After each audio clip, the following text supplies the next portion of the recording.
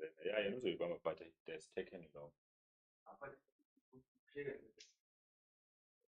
Yeah, ngapusha angina-choice.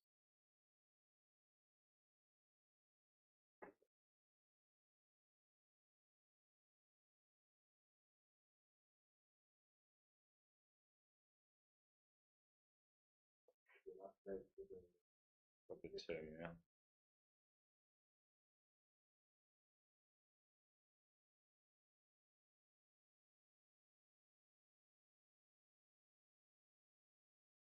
I don't know about next term because these guys told me about the state.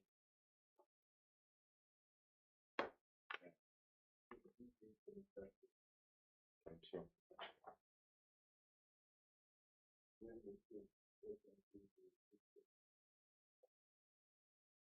Yeah. Now when they're preparing to snatch me from Gauteng to Free State, I think I feel how.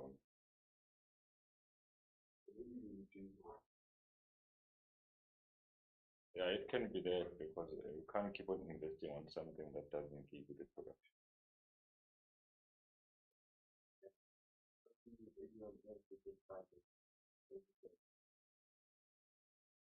Besides the subject itself, you won't present. Yeah. So really to find someone to come and get things done immediately can take them 6 months. Can take them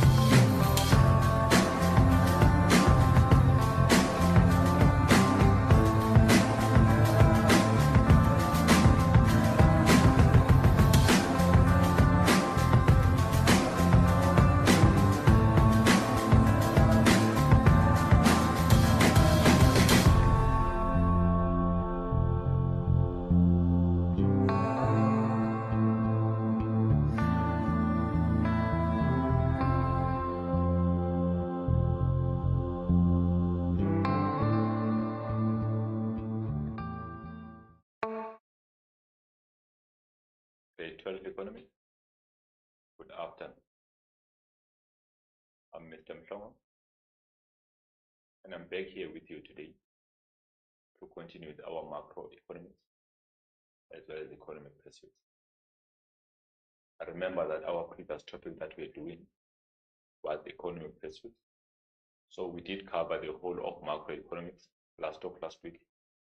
Then last week we started on economic pursuits.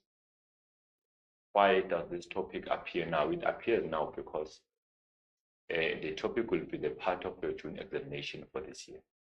So it is very important for you to know that why we have simply jumped to cover this topic as a part of paper 1, economic pursuit, that we call protectionism and free trade.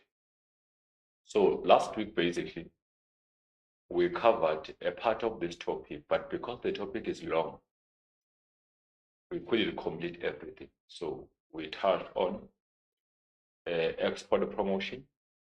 We also touched on import substitution with their methods or approaches, advantages and disadvantages. So today is a continuity of the same chapter or the same topic. And today we are covering on protectionism and free trade. We will be discussing in detail protectionism. And then we'll also discuss briefly the free trade.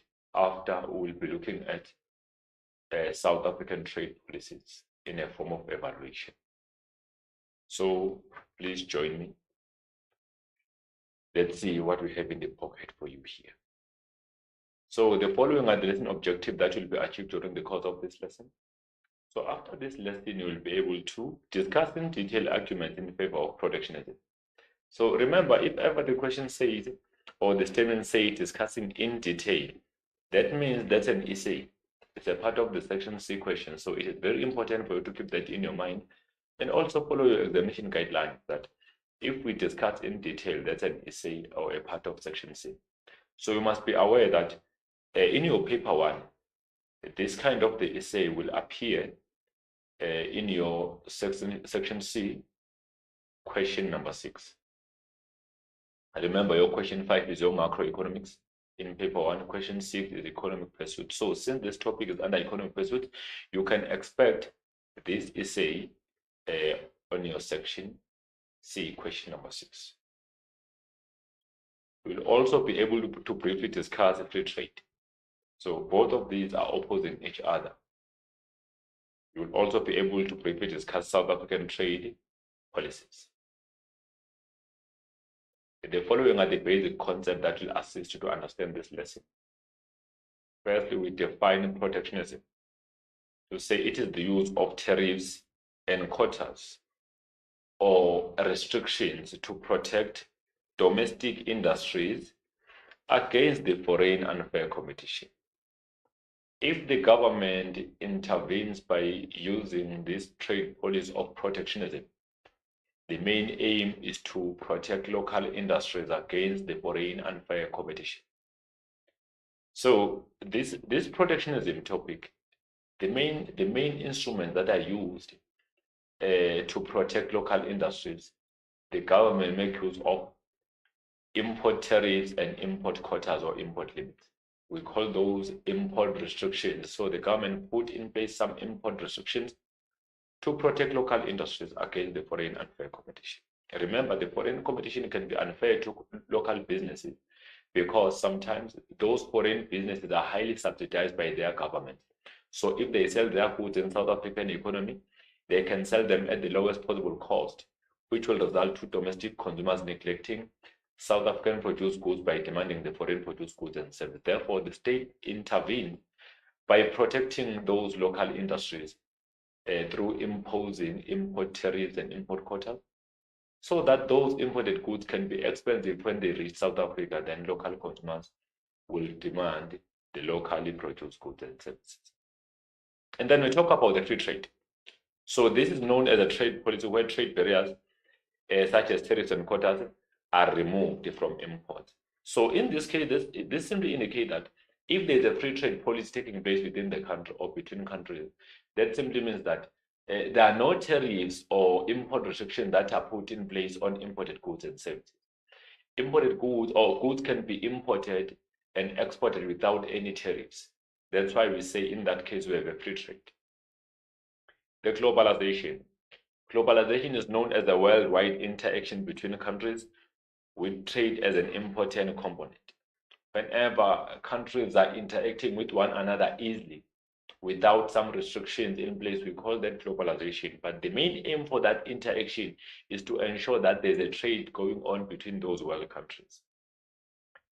The trade liberalization is the removal of, or reduction of trade restrictions that prevent free movement of goods and services between countries. If ever trade restrictions are being removed, that can prevent the trade or movement of goods between countries, we say the trade has been liberalized. And then we'll continue with terminology, the dumping. So as for dumping, economically we say dumping occurs when a country sells its goods and services into the foreign country at the lower cost than the cost of production. So if a country is selling, maybe the product per unit was produced with 15 rand, but the product is now sold abroad with 5 rand, that's a dumping. Because now that simply indicates that those goods are deemed to be unnecessary within the country. They are not needed, they are unwanted goods, so they are trying to dispose them without expecting any profit. That's why they sell them at the lower cost, which is lower than the cost of production.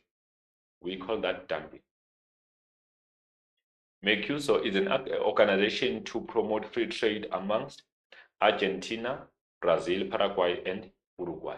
But South Africa is also a member. It signed an agreement with Mercosur, which consists of these 3 countries, Argentina, Brazil. Four countries, Argentina, Brazil, Paraguay, and Uruguay. But South Africa is also a part of this, the trade protocol or policy. The trade bloc. Trade bloc is a type of intergovernmental agreement where trade barriers are reduced or removed between trade partners. If we talk about the trade bloc, we talk about the group of some countries that decide with the same objective to work together in terms of exchanging goods and services. The aim of that is also to ensure that they make it more simple for them to mobilize goods and services amongst themselves. So the trade bloc is there to ensure that restrictions are relaxed amongst member countries in terms of importing and exporting goods and services. That create good international relations between those countries in the group. Infant industries. If we talk of the infant industries, we refer to industries that are newly established. Those are businesses that are still new within the industry, that are not well industrialized.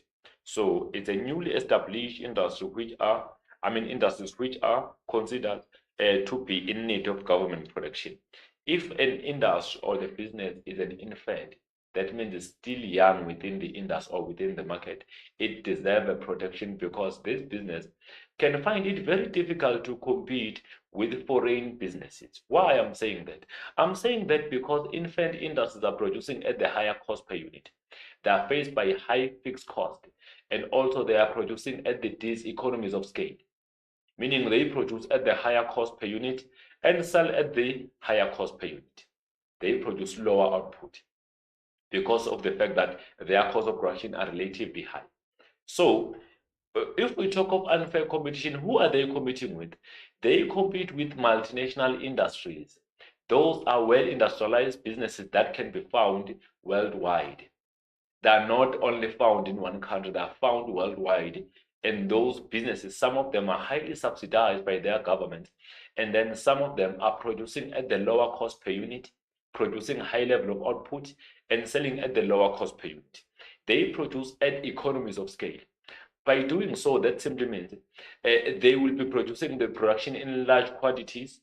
They will even be specializing, which will be leading to them selling their goods at the lower cost. So as those goods are competing with local goods produced by infant industries, it will create unfair competition because our local firm might not be subsidized by the government, which means they will be producing at the higher cost. So the locally produced goods will be highly expensive compared to imports, and that creates unfair competition for our infant industry. Therefore, the state must intervene by protecting those infant industries so that they can be able to grow within the market or the industry. So this is the lesson body. We'll be reviewing export promotion and import substitution, the one that we covered last year. We'll talk about protectionism, also talk about free trade, and then we'll evaluate South African trade policies. After that, there will be an assessment in the form of Section B and Section C. So this is the reflection of what was covered last week on our previous lesson where we spoke about export promotion. Remember, we said export promotion is a government strategy which aims at encouraging local businesses or local exporters through the use of incentives and subsidies to produce more goods for the foreign market. So export promotion mainly focuses on supporting local businesses to produce more goods to be sold into the foreign market. So this export promotion is done through the export subsidies and incentives, but in there we have direct subsidies and indirect subsidies. If we talk of direct subsidies, I said to you, we're referring to the cash or grant financially given by the government to local exporters to produce more goods at the lower cost. Then I said the direct subsidy result to the government expenditure because the government have to allocate money to be given to exporters. So that lead to the government spending or government expenditure. And then if the direct subsidy is given, that will mean the business will be able to produce more goods and services at the lower cost. So it leads to high output within the business or the industry. And then indirect subsidies, in that case, we refer to the support given by the government to local exporters to produce more goods and services for the foreign market at the lower cost. That support includes benefits such as taxation. We have tax rebates, we have tax exemptions, but we also have tax concessions. We have trade neutrality. We also have the export credit or government surety, refund on import tariffs. Those are some of the indirect subsidies. If we talk of incentives, we refer to benefits offered by the government to local exporters to produce more goods for the foreign market. Those incentives include the likes of the low-cost storage to the exporters, cheap freight or low transport cost. We talk about marketing and research, whereby the government does the research on behalf of exporters in the foreign market for our local exporters. So business intelligence, the government surety have been mentioned, and then we talk about also the likes of free advisory schemes. Those are some benefits that are given by the government to exporters to produce more goods for the foreign market. And then we must know that if ever there's export promotion, there will be some advantages and disadvantages. Obviously, there will be high level of job creation because new industries will be established to produce goods for the foreign market. There will be improvement of GDP and economic growth of the country since there will be more goods produced. The country will be earning more foreign currency and there can be exchange rate stability because we can come across more inflow of foreign currencies than the outflow due to the fact that we'll be having more imports, more exports flowing out of the country. Then also export promotion can lead to the balance of payment disequilibrium being reduced because if exports are increasing faster than imports, that means the BOP deficit will be reduced under basically the current account. Then what is bad about export promotion is the fact that as our goods are sold abroad at the lower cost because of the government support through subsidies and incentives, they can be seen as dumping, which will be very much difficult for our local exporters because foreign countries can retaliate by imposing tariffs on our goods to make them more expensive abroad. And then also, the bad thing is the fact that the prices tend to be distorted. Remember that if we talk of export promotion, the government put more money in there to support businesses. So as they charge the selling price for goods, they do not consider some of the financial support and non-financial support given by the government. You find that they are selling the product at the lower cost, but they think that it's highly expensive for them, but it's sold at the lower cost because they are not even aware how much was actually spent by the government through incentives and indirect subsidies to the business. So you find that the price of the product does not give the true reflection of the cost of the production for each product. That's a bad thing. And then also, like I've mentioned, that some of our goods can be seen as dumping abroad because they can appear relatively cheap. Remember, dumping is prohibited by the World Trade Organization. It is not allowed. Also, our South African business that are engaged in exportation or in export market can find it very difficult to stand on their own if ever there is no government intervention. So if ever they are participating in the open market, remember open market is the market where there is no government control or government intervention. It will be very much difficult for them to participate and be fluent in those markets. So they will end up leaving the market because they are used to depend on the government. And then we spoke about import substitution, saying import substitution is the replacement of former imported goods with the locally produced goods and services. So in there are some methods or approaches as well as advantages and disadvantages. Which are the methods that we discussed last week? We spoke about the likes of import tariffs that are known as excise duties or import duties or import taxes. We said those taxes are imposed on imported goods to make them more expensive so that local consumers can demand locally produced instead of demanding imports. And then we also said these kinds of, these import tariffs can be differentiated into three. We have the specific import tariff, we have ad valorem import tariff, we have also the composite import tariff. Remember, if it's specific, it is imposed on imported product per unit. And then if it's ad valorem, it is imposed based on the durability or on luxury goods that are imported. And then we talk about composite, which is the combination of both specific as well as the composite import tariff. And then we move to import quotas, saying those are limits that have been predetermined by the government to be imported on specific goods and services. So the government can intervene by setting some limits on goods that can be imported so that it allows also local firms to produce more of that particular product. Those limits can be separated into two, remember? We have the general import tariff, import quotas or limits, as well as discriminatory. If they are general, that simply means all countries are allowed to import a certain quantity of goods and services. While if it's discriminatory, that simply means one country or some countries are instructed to import less while others are importing more. There's a part of discrimination in there, so we call this one discriminatory import tariff. So remember, if ever import tariffs have been imposed, import quotas have been imposed or import limits have been imposed, that will lead to or result to less quantity of goods imported into the country, allowing local firms to produce more of that particular product for the domestic market. And then we have also other methods that are used by the government, which include the physical control.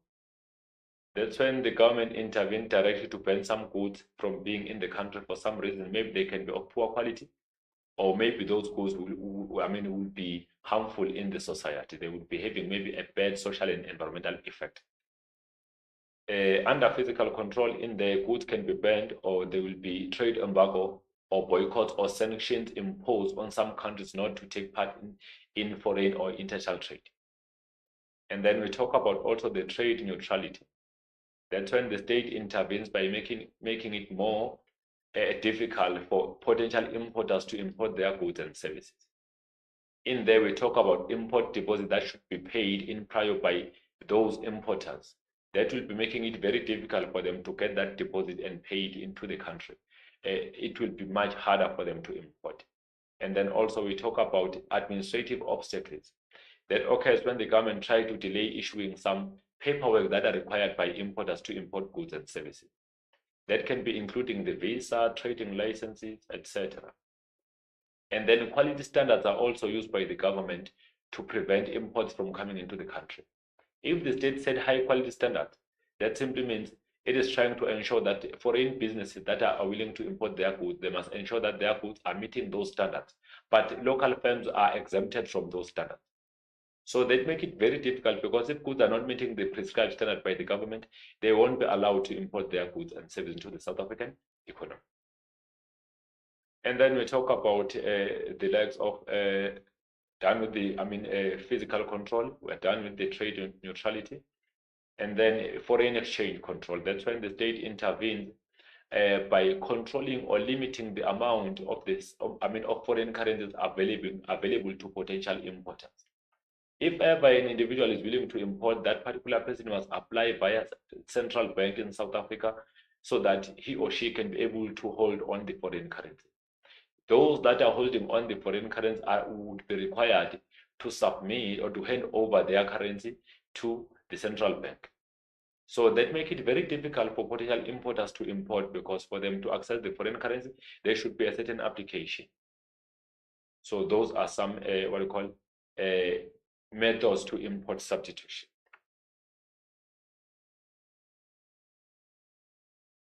And then remember, we spoke about economic integration. We spoke about free trade areas that occurs when businesses are forming a trade bloc. As they form the trade bloc, they agree upon themselves to say they won't be charging any import tariffs or introducing any import restrictions amongst each other. But non-member countries will be introduced to tariffs. We have custom unions, which occurs when member countries in the trade bloc are deciding to ensure that they introduce common tariffs and restrictions to non-member countries of the trade bloc. And then we have what we call the common market, which exists when countries decide to ensure that there is a free movement of capital, labor, and goods and services amongst each other without having to pay any tariff. Then we have economic union or economic monetary union, which is the largest part of economic integration. This one occurs when member countries now decide to adopt the same currency, the same fiscal policy, and the same monetary policy, meaning they will be using even the same central bank. That one is economic monetary union.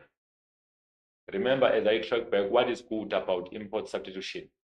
If ever the government intervened by presenting import substitution within the country, that will mean it allows local businesses to produce more goods that were formerly imported. Even new industries can be established within the country because imports have been replaced. And then that will result to economic diversity because variety of goods will be produced by local producers.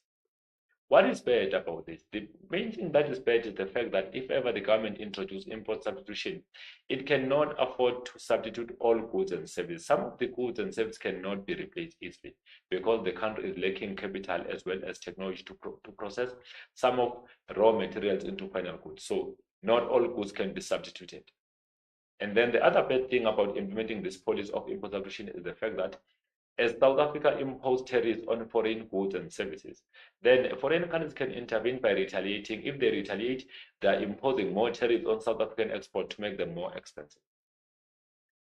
And then we are moving now. Let's check now on the protectionism. Remember here, I've just mentioned that it is the use of import restrictions such as import limits or import tariffs to protect local industries against the foreign unfair competition. Now the question is, why we say local firms require the protection from the government? It is very important for you to know that as local firms are being established, they take time to be matured. They take time to grow and be well industrialized. So if they are still infants, they deserve a protection from the government because if they cannot be protected, foreign firms that are selling at lower cost per unit will be selling those goods at the lower cost in South Africa or import at the lower cost, resulting to local firms not being able to stand that foreign unfair competition and they will end up exiting the market. So to prevent that from happening, the state must intervene by introducing the policy of protectionism. So what is protectionism? It is the use of import quotas and import tariffs or restrictions to prevent the entry of imports in the country so that local firms can be protected from the foreign unfair competition. So this protection comes out because we happen to have our business competing with the multinational industries. If the industry is the multinational, that means it can be found across the world. So that business is well known, and also there is also the brand loyalty for those goods produced by that particular business. So it is important for the government to protect local firms against those goods that are coming in at the lower cost. So what are the arguments in favor of protectionism? What is good about protectionism?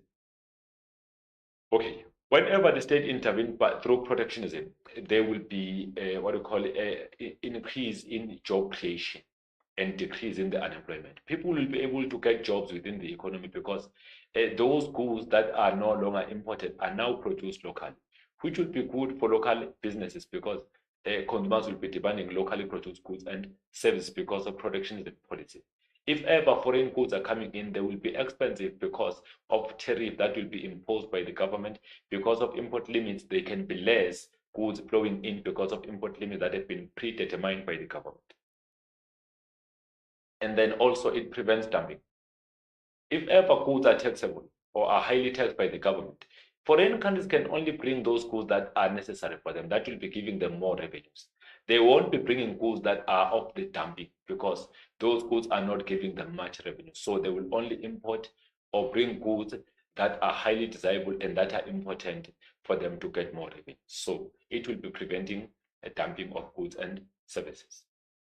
And then also protectionism will be earning the government some revenues. Remember, the introduction of import tariffs or import taxes will lead to importers paying tax to the government, which will be increasing its tax revenues.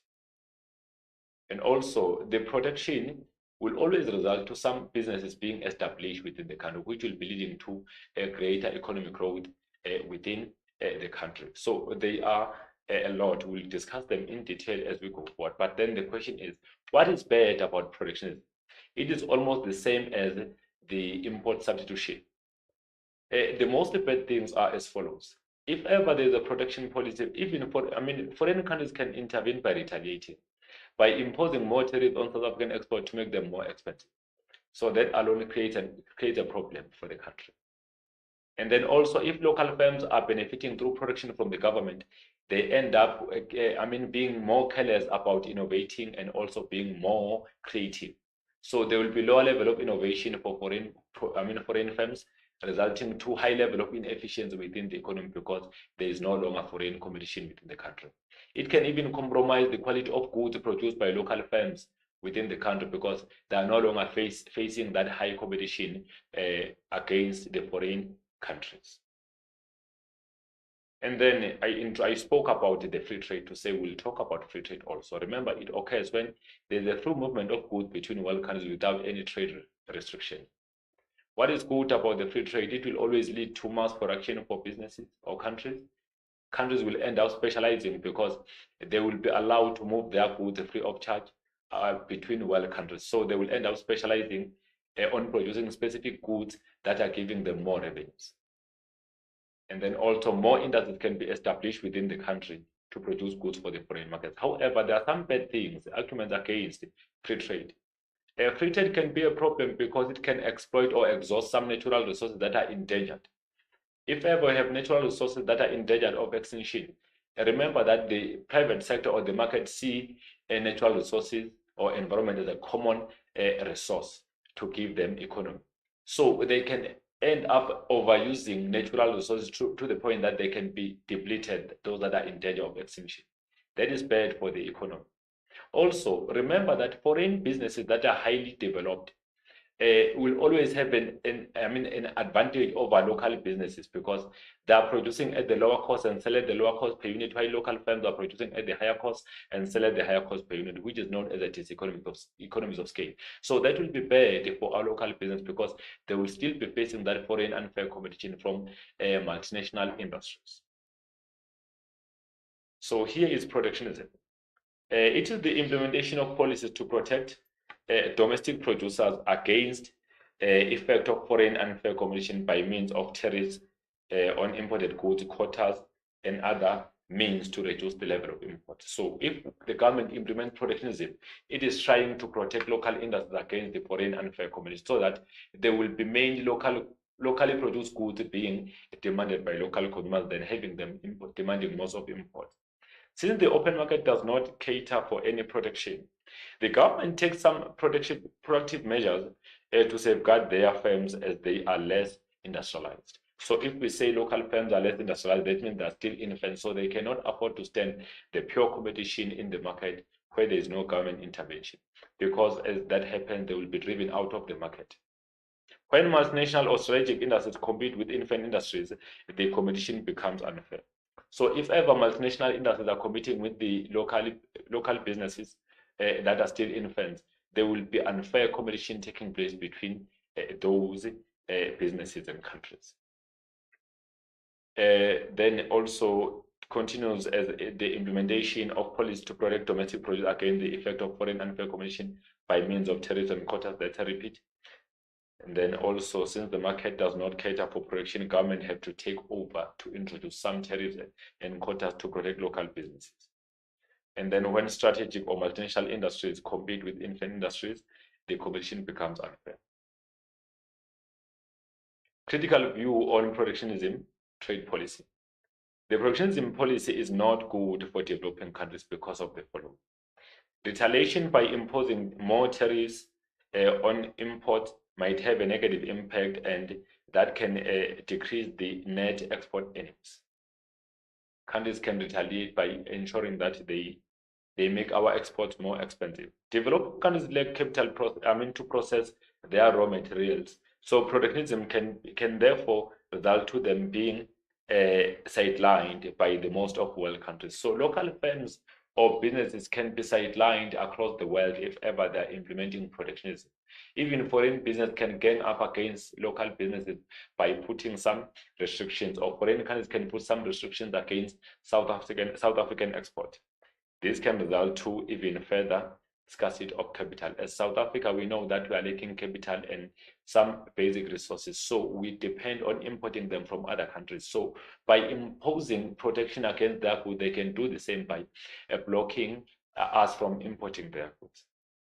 Modern markets are too technical. Protectionism might result to developing countries not getting advantage of, or to access latest technological trends to expand the local market. It might be difficult for local firms to expand easily and obtain that capital and machinery that are required in the country, because foreign countries will be retaliating by not allowing our goods to flow to them due to the fact that we have imposed protection on their goods. They do the same by imposing protection on our goods. Protectionism promotes dependence on the government, which make domestic industries to be less competitive and less innovative. We know that if ever firms are protected, they will find it unnecessary to be innovative and be creative. That will be compromising the quality, and local consumers might be exposed to higher prices because of local firms are not facing high competition within the market. So the following are the arguments in favor of protectionism. Remember, this is a section C. Protection of infant industries, self-sufficiency and strategic industries. It promotes employment, it prevents dumping, it stabilizes exchange rate and balance of payment, it protects natural resources from extinction, it earns the government some revenues, and then also maintain the standard of living. So let's check. I've already discussed the production of local industries or infant industries. Local industries get that production from competing with the foreign unfair businesses through production. Self-sufficient and strategic industries. If we talk about the strategic industry, we refer to those important industries within the country which provide some very much necessary goods for the nation. Those goods can be those goods that are very much important for the welfare of the nation or for social security. For instance, in South Africa, we have Denel or Armscor. That company is very important for the nation because it ensures the safety and the protection of the nation.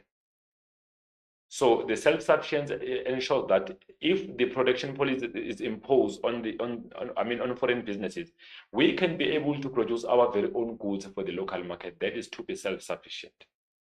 It promotes employment. If ever protectionism policy is in place, there will be more demand for labor because local firms will be encouraged to produce those goods and services that were imported. It stabilizes exchange rate and balance of payment.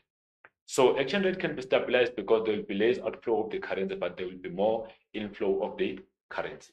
That can stabilize South African currency. Also, the balance of payment can also be instability because of the fact that as the government impose those restrictions on imported goods and services, there will be less import flowing into the country, which will be resulting to export increasing faster than import within the economy. Then it protects natural resources. So those natural resources that are in danger of extinction can be conserved by the government. If natural resources are highly conserved, they can even last longer, meaning the benefit that are enjoyed by current generation can also be enjoyed by future generation. And then it earns the government some revenues. The taxation imposed on imports will be giving government some revenue that can be used even to further economic welfare, maintain the standard of living. So with the production policy, those people that are employed will be able to protect their jobs within the industry or within the market. Their jobs will be protected due to the fact that there is a production policy that is preventing finished goods to flow in as imported goods and services. So their standard of living will be maintained because they won't be losing their jobs, but they will be getting even more jobs. So it maintains standard of living for the nation. And then it promotes diversity and industrial development. So there will be economic diversity. If we talk of economic diversity, we mean the economy that does not only depend on one sector, but it depends on variety of sectors within the country. It can be on the primary sector, it can be on secondary, it can also be on tertiary sector. Variety of goods and variety of business can be established to produce those former imported goods and services. So there will be economic diversity and also industrial development, because local industries will get an opportunity to grow, and also some industries will be established within the country to produce those goods that are seem to be important for the nation. So here they come in discussion, these arguments. Protection of local industries or infant industries. Remember, I mentioned that infant industries are those small industries that are still underdeveloped. So they deserve this protection because if they are protected by the government, they can be able to compete easily. A newly established industry often lacks experience and has high fixed costs because of short production runs. So the new business or the infant industry or the newly established industry or business find it very difficult to adapt in the market because it produces at the higher cost per unit. As it is doing that make it difficult for that particular business to compete openly. Therefore, it deserves the protection from the government so that it cannot compete with highly industrialized businesses or multinational industries. These high production costs make it impossible to compete against established international firms with the lower production cost. So remember, foreign businesses, most of them are producing at the lower cost, so they have a lower cost of production. Hence, when they bring goods in South Africa, those goods can appear more cheap than we regard them as a part of them. For certain industries to be established and prosper, they need some form of protection against already established foreign producers until they can stand on their own. So it is very important that they get that protection from the government until they stand on their own. We continue with infant industries. Infant industries are newly established industries which are characterized by production constraints and diseconomies of scale. So those are the the infant industries. Competing becomes even more difficult for infant industries if established industries use unfair trade methods such as dumping and price wars. So if ever foreign businesses that are in the country are using some restrictions in there, that can lead to what? Let's check. So it may our local firms will find it difficult to compete easily because these foreign firms will be using some restrictions that are not good for local firms. Those restrictions can be they sell their goods at the lowest cost per unit. If they sell their goods at the lowest cost per unit, that simply means our local firms will find it difficult to compete due to the fact that our firms are selling at the higher cost, but foreign firms are selling at the lower cost. So they can be pushed out of the market. And some of the goods, as they are sold at the lowest possible cost, that can be seen as dumping, which will be destabilizing local firms from functioning very well in the market. It can also lead to the price war between those businesses. Established industries have economies of scale advantage over infant industries.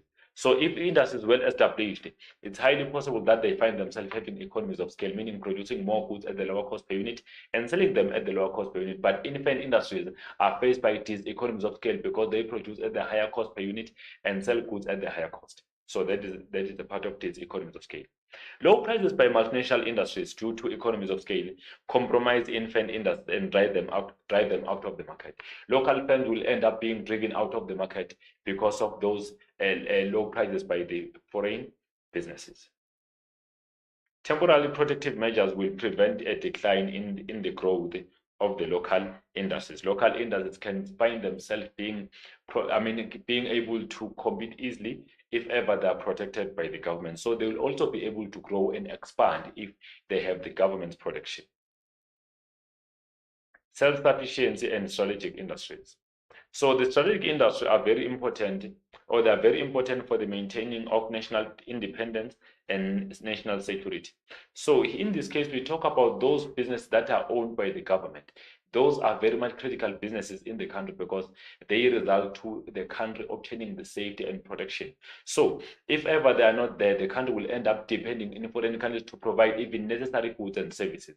That was noted during the COVID-19 when there was that lockdown. Business were not allowed to mobilize their goods across the world. So that made it very difficult for some of the countries to survive because they are more dependent on foreign countries. So protection allow local firms to produce goods for themselves as a part of self-sufficiency, and then also strategic industries can get an opportunity to produce those necessary goods and services for the nation so that the country won't be depending in foreign countries to obtain even basic resources.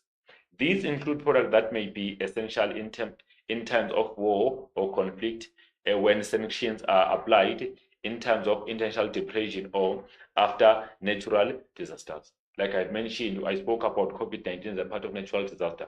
When it happened, what did we come across as South Africans? Some of the goods were not accessible easily because of the lockdown. So if the country depends on all goods to be imported, that will lead to the country not being protective whenever it needs protection. It will lead to also more dependence to the rest of the world because the country simply import everything that is available without having to produce goods for itself. Protection should be granted to key industries, for example, the iron, steel industry, and agriculture.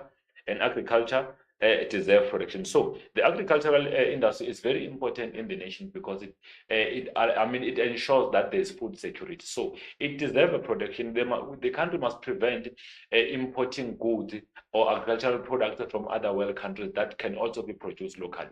That deserve the protection because food security is more dependent on agricultural harvest. COVID-19 exposed most of countries that were dependent on international trade. They were left vulnerable due to the pause of foreign trade. Remember, by the time when the trade was paused, it made it very difficult for some of the nations to survive because they could not produce some of the goods for themselves, but they were depending on other world countries. So when imports were blocked, it made it very much difficult for those countries to obtain or to access those goods and services. We continue with self-sufficiency. Remember, if we talk about self-sufficiency, we mean countries are not depending on other countries for the provision of some goods and services. They can produce them for themselves. Producers of food, fuel, and energy, such as electricity, military weapons, all have strategic importance in the country. So these producers are very important in the country because they ensure that the country does not depend on other countries for the basic goods that are necessary for the safety of the nation. It is important to ensure that there is always an adequate supply of essential goods and services, and that the supply of these goods does not depend on conditions of the foreign trade.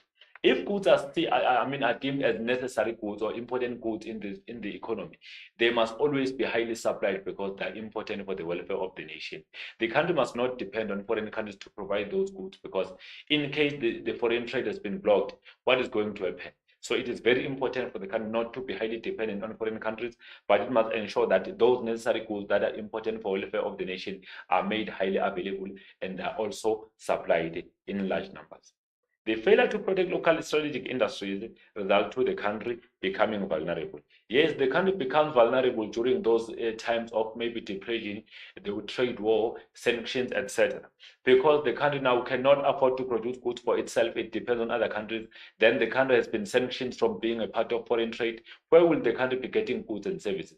Then it must start over to produce those goods on its own. So that's why we say if the state fails to protect those strategic industries, that can lead to the country becoming even more vulnerable. It promotes employment. Trade protection is a measure to control employment. If ever firms are protected, they will get an opportunity to produce more goods and employ more workers within the country. One way of doing this is to protect jobs for workers who are currently working. So the state intervened through the production to protect jobs for those workers that are currently working, and then ensuring that they are able to sustain their job. Also, it creates job opportunities because new industries are established due to the fact that imports are made to be relatively expensive. This can only happen if the a business that employ them can continue to produce and sell goods in the face of the foreign competition. So it becomes more easier and practical if ever businesses can produce more goods and sell them in the global market. So it gives them an opportunity to function and create more job opportunities because now they are able to produce more goods and those goods can be sold abroad, which will mean that there will be even high demand for labor. By restricting foreign goods entering the country, domestic businesses can produce more and employ more workers. Yes, there will be high level of employment because there will be more demand for goods and services that were formerly imported and then or that are imported because now they are expensive. Only local goods will be demanded by local consumers, which will be good for the nation, and there will be more there will be more job creation for local labor force. So there will be high demand for labor, more job creation, since locally produced goods will be demanded by local consumers. New business will also be established to create more jobs. Since there is a protection, that means some of the goods and services are becoming relatively expensive. So local consumers will have to depend on local economy to establish new industries so that they will be able to create those jobs and produce former imported goods and services. Importing goods because of price advantage widens unemployment and negatively affects the growth. It prevents dumping. Remember that dumping occurs when the country sells its surplus stock in the foreign country at the lower cost than domestic cost of production.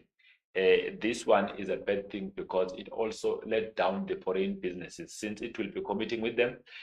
Goods are sold abroad at the lower cost than the cost of production in the country of origin. That means foreign business will not be standing the fair competition. So dumping will really deal with the economy of the country and result to local firms shutting down or exiting the market. Dumped goods are goods which are deemed to be unnecessary and unwanted in their country. Yes, if goods are dumped, remember I've just mentioned that they are sold at the lowest cost than the cost of production in the country of origin. That means those goods are deemed to be unnecessary in their own country, so they are being dumped in that case. Dumping makes it very difficult for local producers to compete. They are driven out of the market by lower prices. As they compete with those cheapest goods and services that are imported, they cannot effectively compete. They become less competitive, which will result to them being driven out of the market because of the unfair competition. Granting protection to local industries prevent dumping. For countries to prioritize exporting goods with much revenue advantage over cheap products. So if the government intervened by granting the protection to local infant industries, that will simply mean that the dumping will be reduced. Also, the country will be prioritizing in producing more goods that it can be sold abroad so that it can be earning more revenues. Stabilizing the exchange rate and balance of payments. The government, especially those with free floating or flexible exchange rate, must monitor the international trade conditions to help maintain balance of payment equilibrium and exchange rate. So it is very important for the country to monitor its to monitor very close its foreign trade so that the currency cannot depreciate and appreciate with randomly, because if that is happening like more often, that will lead to investors losing their confidence over the country's economy. So it's very important. Also, if it's well monitored, the currency can be stable, there can be exchange rate stability. Also, if it's monitored, there can be less current account deficit because imports are being monitored and exports are also monitored. Protectionism helps to prevent the value of imports increasing faster than the value of export. This one is also important. If ever there's a protectionism policy, there will be less imports flowing in, which will be leading to less imports and maybe more exports. That will be good for the economy. A too high level of imports in relation to export causes unsustainable deficit on the current account and balance of payment. We know that if ever there are more imports than exports, that will lead to even more trade deficit within the current account and more current account deficit, because that will be leading to more money flowing out of the economy than demand that is flowing into the economy. Protectionism measures ensure that imports are monitored to discourage continuous deficit on the current account. Yes, they ensure that imports are highly monitored to prevent that imports increase at the faster rate than the export, which can cause current account deficit. We continue. Imports then need to be decreased, and this can be done through protection such as imposing tariffs and on imported goods. So to monitor import, the state must intervene by using import tariffs and import quotas so that there will be less size or volume or amount of imports flowing into the country. Protection through tariffs and quotas decreases the volume of imports, which reduces the deficit on the current account. Yes, if ever there is a protection, there will be less the current account deficit or balance of payment deficit, which will also be good for the country because the exchange rate also can be stabilized if ever have more inflow than the outflows of the currency. This will improve the balance of trade exchange rate and the competitive situation of the country in the foreign market. Protection of natural resources. So exploitative, remember, if we talk about exploitative natural resources, we mean those natural resources that cannot be replaced easily. Those ones that are not renewable. So exploitative natural resources require protection for them to last longer, even in a market economy.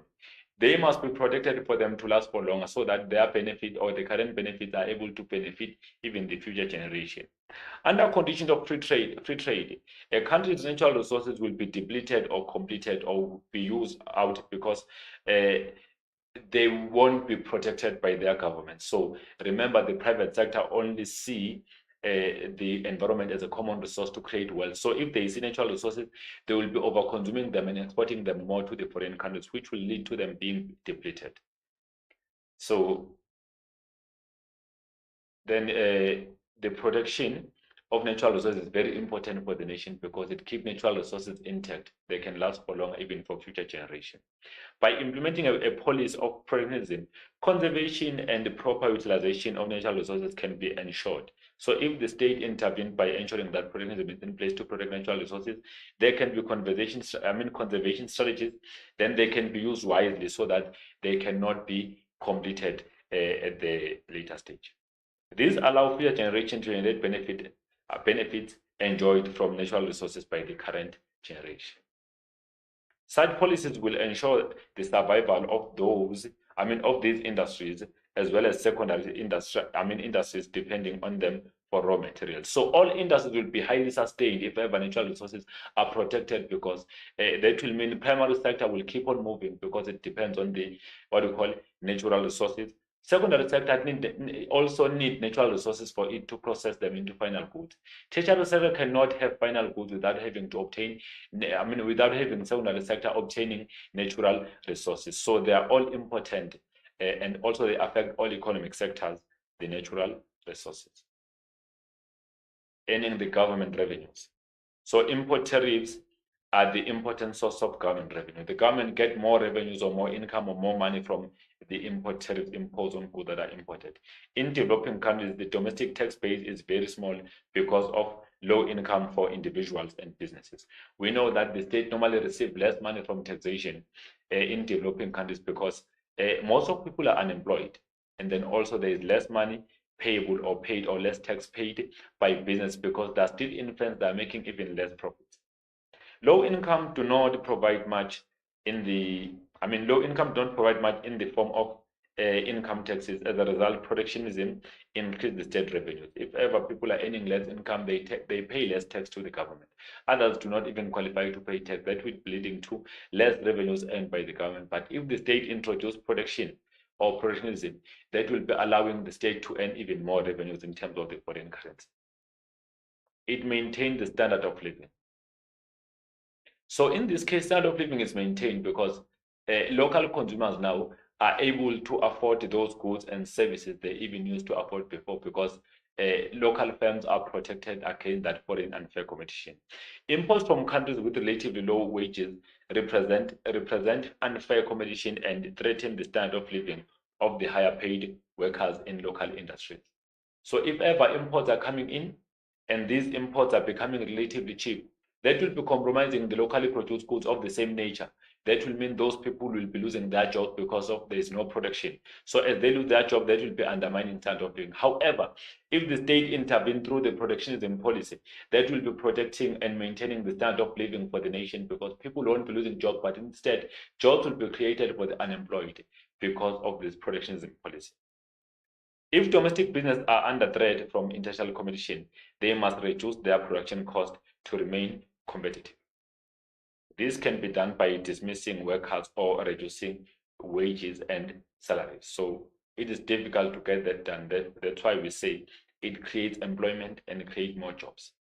In countries with high levels of poverty and income inequality, it is important that wages remain stable. They don't go down. They don't decrease with the highest margin. They remain stable for people to maintain their standards of living.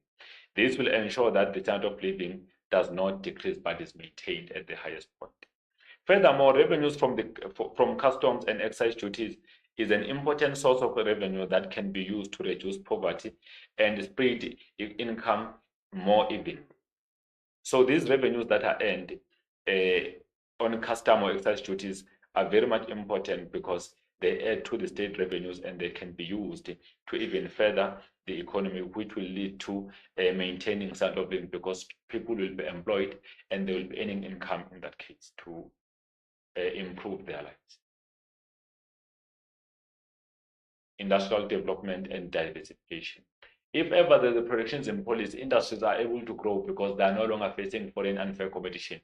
They can grow easily and develop. So also it leads to economic diversity. There is a diversification because in this case, local firms were producing few goods, but because of the production, they are pushed to produce even a variety of goods, which will be leading to economic diversity or diversification, due to the fact that the country will not be depending only on primary sector, but it will depend on variety of industries and on variety of goods that can be produced across or within the country. So in that case, there will be economic diversity. The economy will depend on variety of goods, not mainly on the primary sector.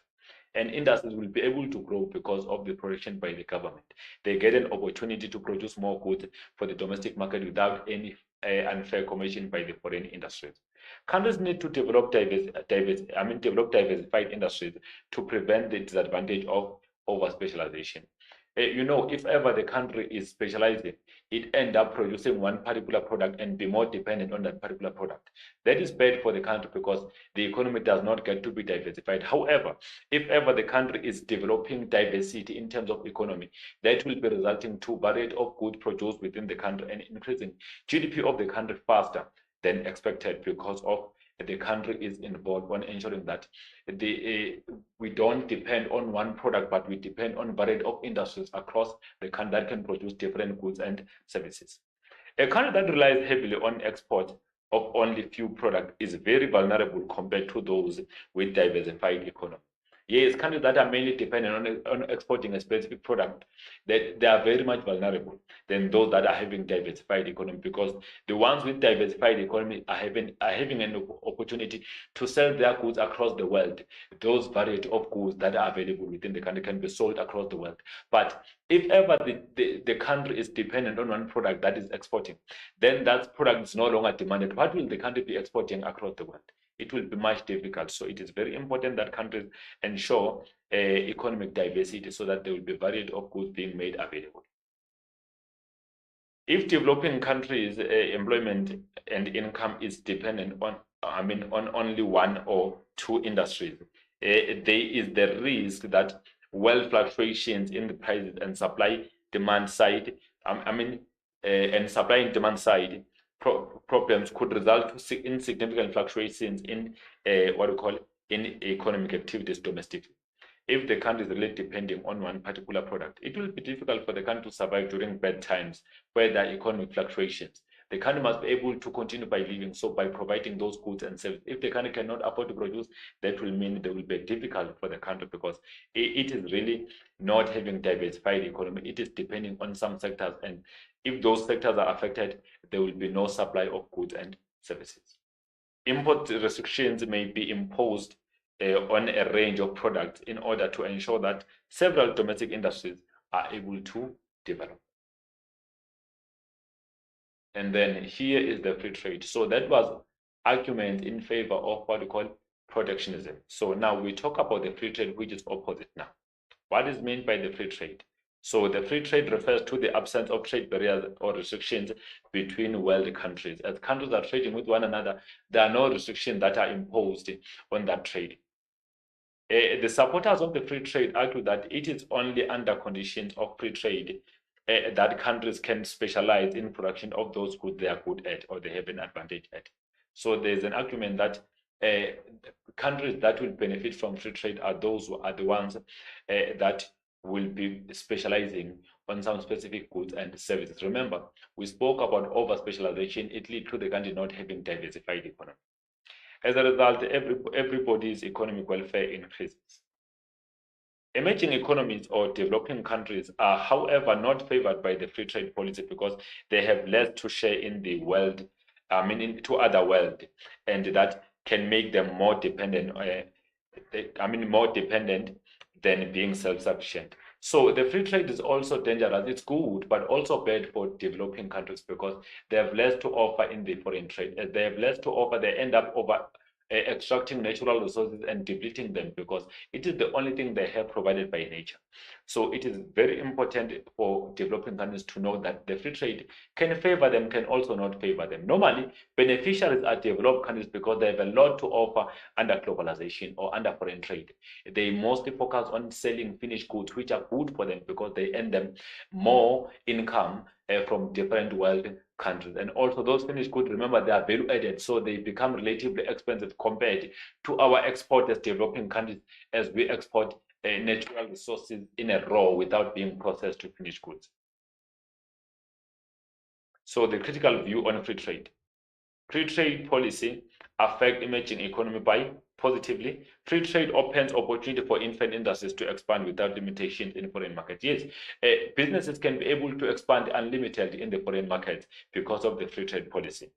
Free trade promotes efficient use of economic resources for infant industries as they produce local for local and foreign markets. Yes, there will be efficient use of all economic resources because firms will then be responsible to produce goods for local economy and the global or foreign economy.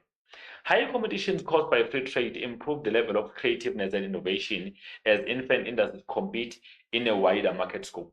Yes, because of the high level of competition caused by the free trade, local firms can find an opportunity, will find the reason to be very much innovative and creative that will be allowing them to be even more efficient within the economy because they'll be competing globally, not only locally. Free trade policy can result to businesses from developing countries accessing capital easily to support their production. Since we have just mentioned that they cannot replace some of the goods and services because they don't have them, such as technology and capital. So this free trade policy can allow our businesses to access capital at the lower cost and be able to produce more goods and services at the lower cost. However, without free trade, it becomes relatively difficult because those machines appear to be more expensive. Even tariffs imposed on their sale become relatively high for our domestic producers. And then negative effect, what is bad about the free trade now? Developing countries are dominated by infant industries which have less to produce within the global market or less to offer or less productive capacity. They lack capital to produce for both the local and foreign market. So that's a danger of free trade. So local firms or developing countries might find themselves being challenged by the free trade because their business have less to offer into the global market. Industries from emerging economies have less to offer in the foreign markets as compared to the industrialized economies. Remember, industrialized economies are not merely depending on the primary sector, they depend on secondary sector and tertiary sector. They sell most of value-added goods that will be giving them more revenues, while developing countries will be offering only natural resources that are also even in danger of being completed or depleted or in danger of extinction. Free trade policies have an effect of shutting down the local markets because competition can be too high for local industries since foreign competitors might be having advantage of economies of scale. Yes, because of foreign business holding on economies of scale as an advantage, that will be disadvantaging local business because our local business as infant industries are faced by the issue of these economies of scale as they produce less goods at the higher cost per unit and sell them at the higher cost. So having to compete, the competition will be unfair and they will be driven out of the market. the problem of dumping will arise because of free trade. Unnecessary goods will be sold to foreign countries at the lower cost than the cost of production in the country of origin. That will be caused by the fact that the trading is very much free. There are no restrictions imposed by the government. Then even goods that should be wasted, they will be wasted in foreign countries as a part of dumping because no restrictions are put in place for those goods and services. These are the arguments in favor of free trade. There will be economies of scale. Local firms find themselves having to specialize and produce more goods and services. They can get an opportunity to produce at the lower cost because they will be finding different ways to save resources and produce more goods. Specialization and efficiency, it improves efficiency of businesses because, or of countries because they get an opportunity to focus on those goods that they are good at, where they can use less resources to produce high level of output. So that leads to them even being more effective. Freedom of choice and increased welfare. Local consumers find themselves, under freedom of choice because there will be variety of goods available for them to choose from, since foreign businesses are also able to import their goods at the lower cost. And then economic welfare or social welfare will be achieved because they will be having access to variety of goods and services at the lower cost.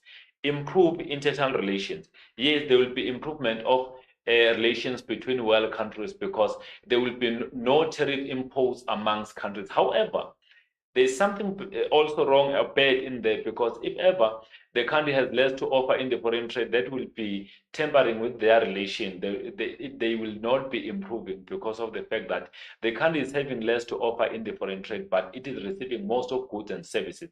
It will be difficult really for the developing countries to send for the burden of the free trade because they are really faced by lower level of output, which is not enough to supply the entire global market. Innovation and implementation best practices. There will be a high level of innovation within the economy if free trade is taking place. So economies of scale, increased world trade lead to larger markets, more investment in production process at the lower cost of production.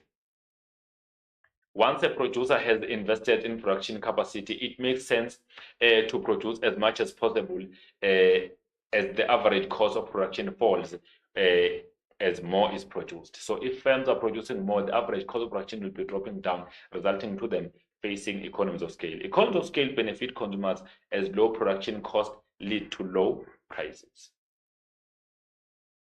Specialization and efficiency.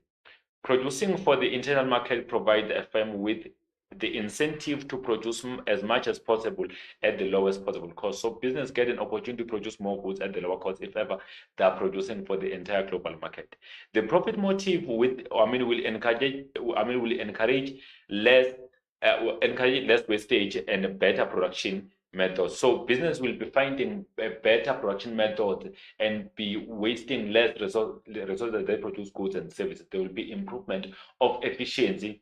Allocative as well as productive will be at the highest level because businesses are pushed by the profit motive, and also the global market is in demand of locally produced goods and services. Countries can specialize in the production of activities in which they have competitive advantage. So specialization will be happening, which will be leading to business being involved also in absolute advantage and competitive advantage. Freedom of choice and increased welfare. Tariffs and quotas reduce the quantity and variety of goods available to the consumers. So if they've been removed, that will lead to high level of goods being made available in the economy and allowing consumers to access variety of goods and services. Foreign goods that are imported are more expensive due to excise and custom duties. So if these tariffs can be reduced through the free trade, it will increase the range of choice that is available to consumers and reduces general price levels. So they will be affording goods at the lower cost. They will be spending less money to afford more goods within the global market because of the free trade. Free trade allows consumers the wide choices of what to buy from the whole world, and not just from what is locally produced. They don't only depend on locally produced goods, they depend on both local and foreign produced goods, which maximize their choices and allow them to have variety of choices as they demand goods within the global market. Consumer welfare is highly increased because of the free trade. Improve foreign relations. When countries use trade barriers, it results to retaliation, which will be causing a fight amongst or trade war amongst countries. But in the end, everybody pays high prices, and the total output is reduced as trade is reduced. Then this leads to poor relations between countries and reduces the chances of international cooperations on issues that are mutually beneficial. Then we continue innovation and invention of best practices. As a result of the competition on the international market, companies are forced to implement best practices, best production methods. The newest technology will also be implemented, and management systems and improve continuously. There will be improvement of the use of new technology because there will be high demand for some goods and services, international or global. This results to consumers worldwide having access to quality of goods at the reasonable prices. So because of this free trade, consumers will access quality of goods at the lower cost per unit, which will make it very good for them because there will be advantages of the freedom of choice, and then having access goods at the lower cost, they will be spending less to afford more and quality of goods and services. Innovation. Free trade implies competition. So with the free trade, there will be a high level of competition, and business will find it compulsory for them to be innovative and creative. A lack of free trade often leads to domestic market being dominated by new enterprises who avoid competition among themselves. Competition provides a powerful incentive to innovate. Businesses will find themselves being encouraged to innovate so that they can rush for high profits within the market. Not only new goods and services may be available on the market, but businesses also compete to find production methods that can cut costs for them and improve the quality and reliability of their goods. So business will always find a way to produce goods at the lower cost by finding the new production techniques that can allow them to produce more goods without having to increase even the capital or the amount of money used to produce goods and services. And then South African trade policies. So we talk about SADC, Southern African Development Community. So South Africa became the member of SADC in 1992. It's very important for you to know that SADC has 16 member countries, which include Angola, Botswana, Comoros, Democratic Republic of Congo, Eswatini, Lesotho, Madagascar, Malawi, Mauritius, Mozambique, Namibia, Seychelles, South Africa, United Republic of Tanzania, Zambia, and Zimbabwe. These are member countries of the SADC.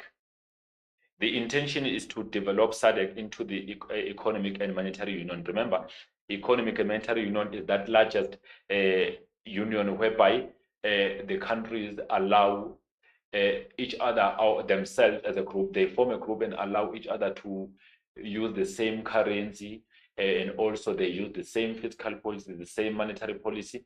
So that is the economic monetary union. So the aim of SADC is to ensure that these countries final or eventually are able to develop to the economic monetary union, then using those other small economic integrations such as FTAs.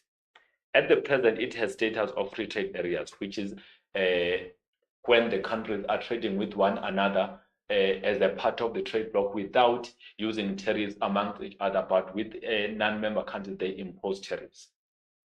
SADC has been successful in promoting regional cooperation, governance, peace and security, infrastructure and trade opportunities between member countries. Yes, it's been very much successful because there have been even improvement of the infrastructure. The connectivity between these 12 countries has been made much more convenient. They're able to mobilize goods among each other very much easier because of what? Because of introduction of SADC. So it's been successful. It has also been able to maintain peace amongst those member countries. So these are member countries of SADC being mentioned, like I listed them before. Seychelles is there, the Comoros, Malawi, Mauritius, Madagascar, Eswatini, Lesotho, South Africa, Botswana, Namibia, Zimbabwe, Mozambique, Zambia, Angola, Tanzania, and Democratic Republic of Congo. These are the states that are the part of what? Of SADC. Then the African Union.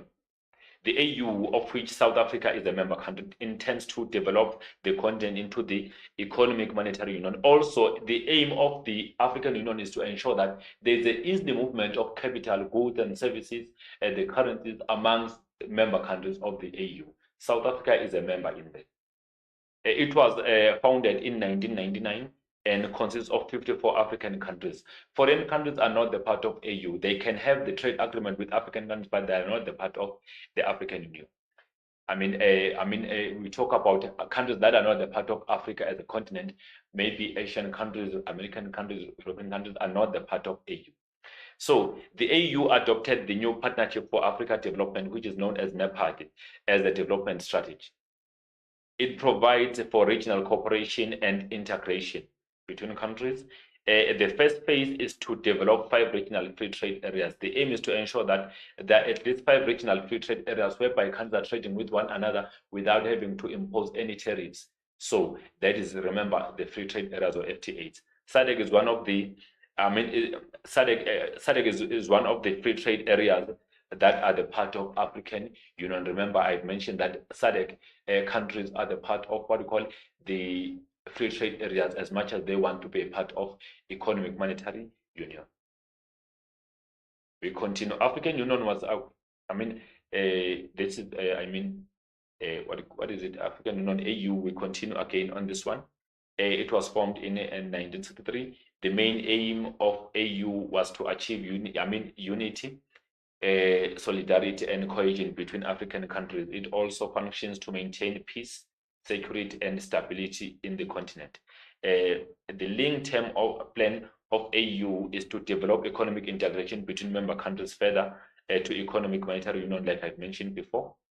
And then AU has been successful because it managed to ease conflicts amongst countries to promote peace between African countries. We have seen that happening. And then we continue. Southern African Custom Union, the SACU.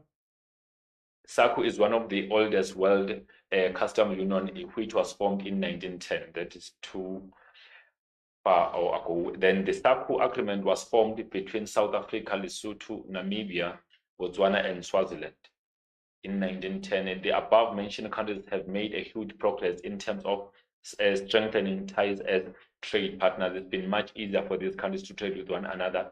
Currently, SACU is negotiating the free trade areas with their trade partners such as European Free Trade Association, EFTA.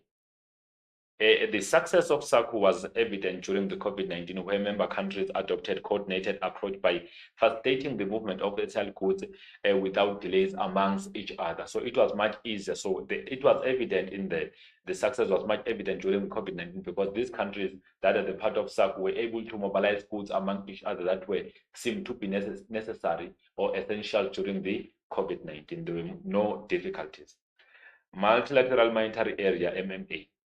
MMA existed between South Africa, Botswana, and Lesotho since 1910 also, like the SACU. And then also, all of the above member countries of MMA have their own currencies, but South African rand is approved as a part of legal tender by authorities in Lesotho and Eswatini. So our rand can be used in these 2 countries. The MMA protocol continues to be successful by promoting and facilitating closer ties between member countries. There is a very good relationship between South Africa and Lesotho, so trading in there is not very much difficult. EU, European Union. EU is a supranational political and economic union for states that are primarily located in Europe. But South Africa is having a good relationship with those countries in Europe. South Africa has a trade relations with EU, which is governed by the Trade Development and Cooperation Agreement, TDCA, which was formalized in 1999. It has been successful because an agreement of reducing 90% trade barriers amongst member countries is in progress. So they are trying to reduce trade barriers amongst each other and they're still negotiating. Mercosur is the custom union between Argentina, Brazil, Paraguay, and Uruguay. So South Africa signed Preferential Trade Agreement, PTA, with Mercosur in 2009. PTA encouraged trade relations between South Africa and the Mercosur with the long-term goal of all SACU members being included in free trade areas or FTAs. Mercosur is the 5th largest trading protocol globally. And then Japan, South Africa's Partnership Forum. So South Africa and Japan have enjoyed the great trade relations since 1992, where they established relations. Before 1992, Japan had trade sanctions imposed on South Africa. So before 1992, South Africa was sanctioned by Japan because of maybe political climax. So after that, there's been a good relationship between South Africa and Japan. South Africa export natural resources to Japan, which include iron, steel, and the chemicals. They are exported, but Japan export technology-intensive goods to South Africa. The sound investment by Japan to South Africa has been over 100 billion yen, which focuses on automotive industry, metal and chemical industry. We know that Japan is mostly good on the production of motor vehicles. So Japanese automotive brands in South Africa include the Toshiba, Toyota, the Sharp, Daihatsu, and Suzuki. Those are some of products from Japan in South Africa and the automotive industry. And then the BRICS, the Brazil, Russia, India, China, and South Africa.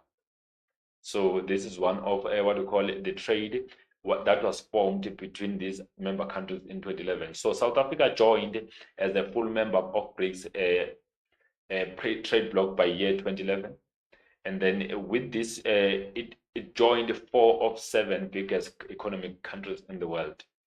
And then BRICS comprises of countries that are, that in all likelihood will be the pivot on which the global economy will center over the coming decades.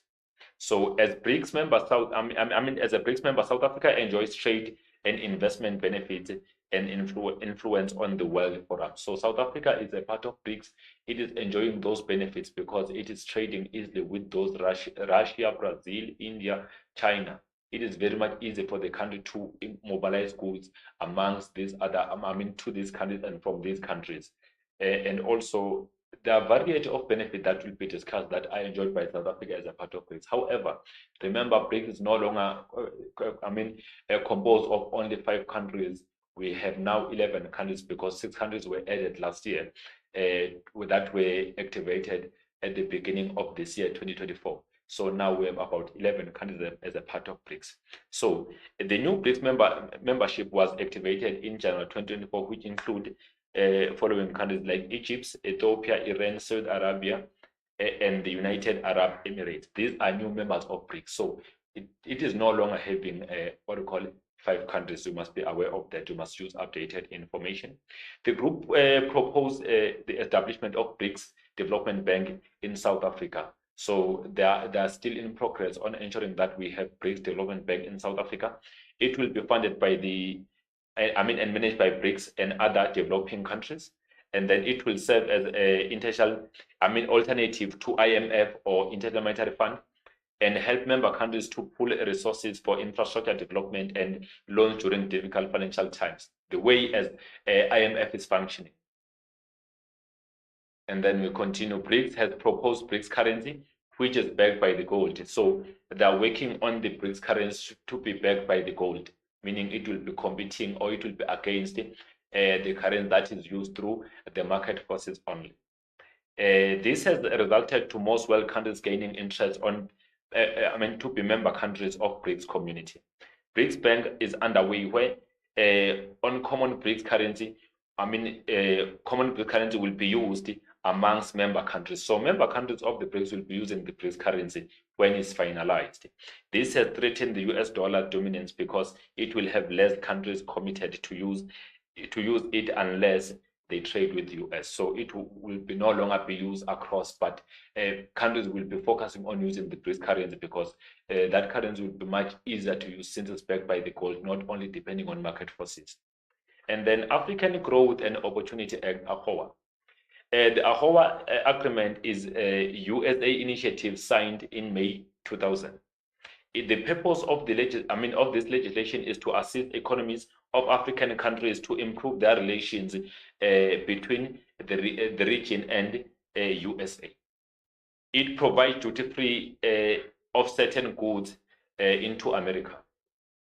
American imports under AGOA are becoming more diversified, but petroleum products continue to account for the largest portion, 91% of overall AGOA imports. Chemical and related products increased by 39% in the first half of 2011 under AGOA. South Africa's largest trading partner is America, and South Africa is the most beneficiary under AGOA since it exports vehicles above 16% worth of country's GDP to USA. South Africa also benefits from importing cheap frozen chicken from USA through AGOA. And then we continue with the AGOA. Current challenges of AGOA in 2024. AGOA contract is close to renewal. South Africa is under threat of not being renewed as a member country of AGOA because of Russia-Ukraine war. Remember the story.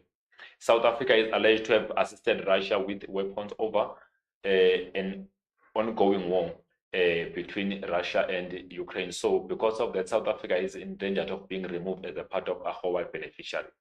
USA is against all friends of Russia since it favors Ukraine. This has resulted to South Africa becoming disadvantaged of reclaiming AGOA membership.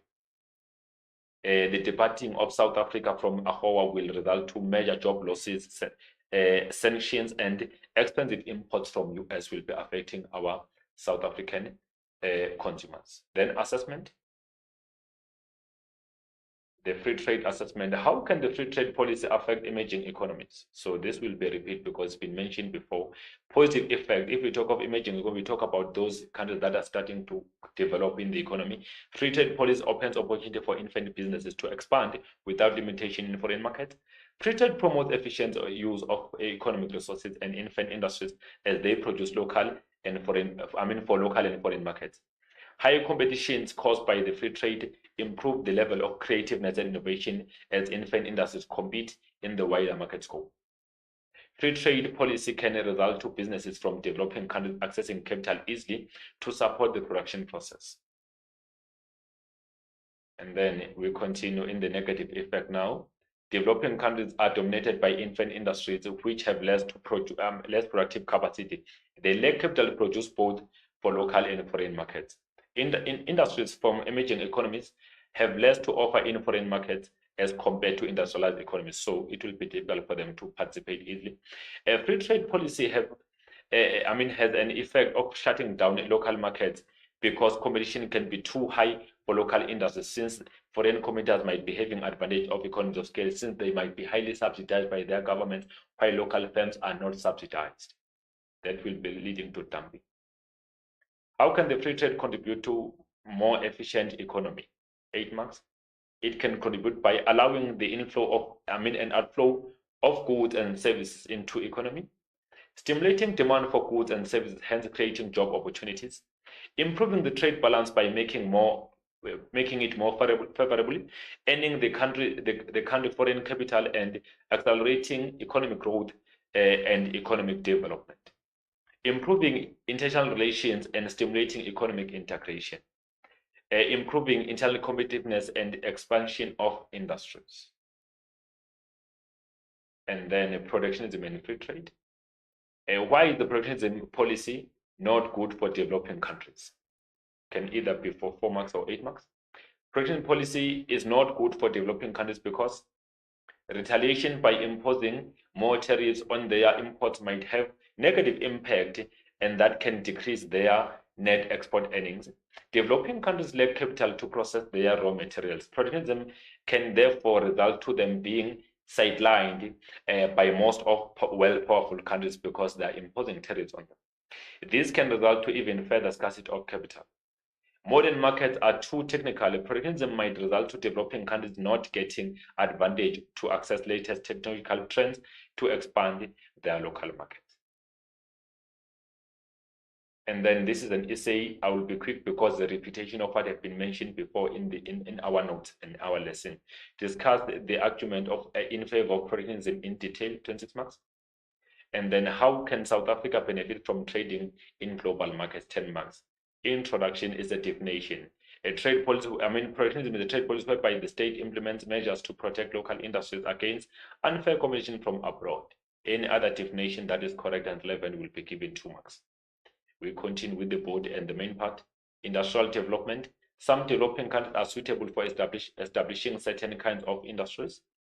Free trade market, make it impossible to compete with the well-established older industries due to the first few years of existence in an industry being the most difficult. Old industries use unfair methods of price cutting and dumping. Therefore, young industries or infant industries need the production until they are properly established. Production will prevent competition because it is difficult to do away once applied. Then we continue with the infant industries now on the essay. It is difficult for young industry to survive due to their average cost being higher than well-established industries that they compete with. If they are given production in their early years, they may grow and take advantage of economies of scale or lower their average cost to become more competitive. Stable wage levels and high standard of living. A country with high wage has a view that standard of living will be undermined if cheaper imported goods are flowing into the country. In reality, high wages are paid to workers with high productivity. Then we continue with the essay, increase employment. If local industries cannot find profitable market, they may stop production and cause unemployment. So production will result to less unemployment within the country because industries will be formed within the country. Economic self-sufficiency and strategic key industries. War causes cut off or friction between countries. Depression shifts in demand, all factors that are vital to be self-supporting. So production is granted, especially to key industries, to ensure the survival. Maintaining domestic employment to reduce unemployment and provide more job opportunities. Countries with high levels of unemployment are pressured to stimulate employment creation. Protectionism policies are used to stimulate industrialization. Domestic employment is encouraged through imposing import restrictions since it allows new industries to be established within the country. Domestic employment creation at the expense of other countries is known as the beggar thy neighbor policies. And then prevent dumping. Countries selling goods in the foreign country at the lower price than the cost of production in their own home country. Dumping is used to capture new markets and it forces financially weaker industries out of the market. So they will be exiting because of unfair competition. Foreign industries or enterprises may engage in dumping because government subsidies permit them to sell goods at the lower cost or below cost because they are seeking to raise profits through the price discrimination. We continue with prevention of dumping. The initial reason for exporting product at the low price may be to dispose accumulated stocks of goods. If there's too much stock of goods, it can be disposed at the lower cost. That is part of dumping. In the short term, consumers are in the importing country will benefit because these goods will be very cheap. However, long-term object may be to drive domestic producers out of the market. In this case, consumers are likely to lose out as a result of the reduction in the choice, the higher prices that exporters will be able to charge since local firms will be driven out of the market. Protection prevents foreign industries from dumping their surpluses and out of the season goods at low prices, which may be harmful to local industries. Stabilizing exchange rate and balance of payments. Traders buy buy on cheapest markets and sell on the most expensive ones. Countries export primary product and import manufactured goods, causing disrupted balance of payment and exchange rate. Prices of imports increase through tariffs and quotas. A stable exchange rate and BOP increased government revenue prevents harmful goods from entering the country, develop greater technical skills. And then we'll continue with this one. Protection of natural resources. Foreign trade will exhaust resources because, free trade will exhaust natural resources because of wealth shares. So remember, I've mentioned before that they see the nature as a common resource to create wealth. So protection ensures that industries survive and also ensure greater economic stability. Over-specialization is a result of free trade and is harmful in times of war and friction, more guns than food. So protection prevents over-specialization, thereby creating more differentiated economy and greater stability, since there will be more industries being established within the country and there will be diversity. It also promotes secondary industries and the welfare of people dependent on protected industries. And then if imports are greater than exports, the country may introduce import controls such as custom duty and import quotas to eliminate deficits on the balance of payments. Developing countries rely on export of primary products. Selling processed goods is more beneficial to a country as more foreign exchange can be earned. Protection ensures the processing of primary goods until completion, then they can be sold abroad. Any other correct and relevant answer was marked correct for maximum of 26 marks. And then allocate 8 marks for subheadings and the listing of facts. Then additional part in here. Let's see, what was it? South Africa will benefit from the global market as follows. How does South Africa benefit from being a part of global market? Production of goods and services will increase as local businesses will sell their products to larger markets. And then also quality of goods and services will improve as businesses try to match world standards. And then we continue. Competition from foreign products will encourage local businesses to be more innovative. And also efficiency in the production of goods and services will improve, resulting in businesses charging lower prices. Then we continue. South African consumers will have more choices on goods and services as they will have access to foreign products. More job opportunities may be created as production of goods and services will be increasing. And then inflation may be controlled as local prices will be linked to international prices. South Africa will increase its trade relations with other world countries, which will result to gaining larger market share internationally. And then we continue with additional part. And foreign currency, which will strengthen the domestic currency. South Africa will specialize in production of goods which they have competitive advantage on. Any other correct answer was accepted for the maximum of 10 marks. Remember, listing there is not allowed. If you list, you get the minimum of 2 marks under additional part because it's a higher order response. Conclusion must be the higher order response. Let's see. The policy of restriction of international trade protectionism with the aim of preventing unemployment or capital losses in industries threatened by import might not affect internal distribution of income sufficiently or improve the countries in terms of trade, because it is not based on international monopoly power and expert knowledge. Any other higher order response was given 2 marks maximum. Then the essay was out of 40 marks. After all this lesson and here, I thank you, and I believe this lesson will assist you as you prepare for your upcoming assessment. Thank you. Till we meet again.